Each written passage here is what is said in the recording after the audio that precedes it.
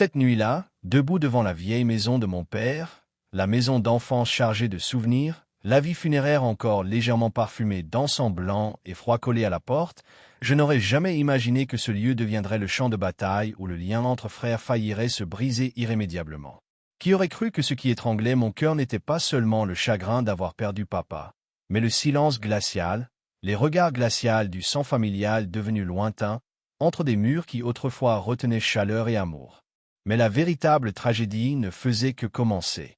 Une clé rendue inutile, une porte claquée et derrière elle, l'ombre de secrets inattendus, des objets de famille disparus, des promesses non tenues et un lien familial transformé en guerre froide.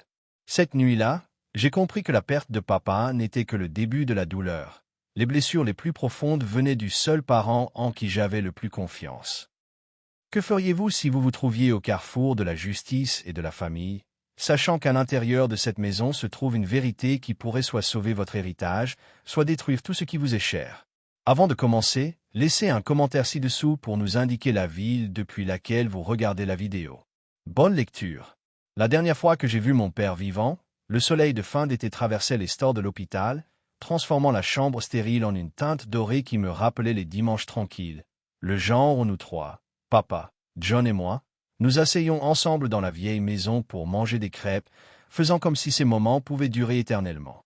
Maintenant, debout au pied de son lit d'hôpital, j'ai été forcé de réaliser que ce que tout le monde dit toujours n'est pas une simple phrase. On ne sait que c'est la dernière fois que bien plus tard.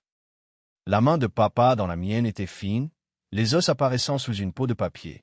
Mais sa prise était aussi forte que toujours lorsqu'il nous regardait, nous ses fils, pour ce qui serait la dernière fois.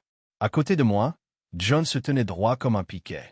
Il n'avait pas quitté papa depuis des semaines, dormant à peine, gérant la maison, faisant la navette entre l'hôpital et les courses. Il y avait de l'amour dans ce sacrifice, mais aussi de la frustration. Je venais de loin, empêtré dans la culpabilité, regrettant de ne pas lui avoir rendu visite plus souvent. Sous le chagrin couvait une tension inexprimée, la vieille rivalité entre frères, qui ne mourait jamais complètement, même quand notre père était mort. Les derniers mots de papa, je les entends encore. Promets-moi, les gars, prends soin l'un de l'autre. Et de notre maison.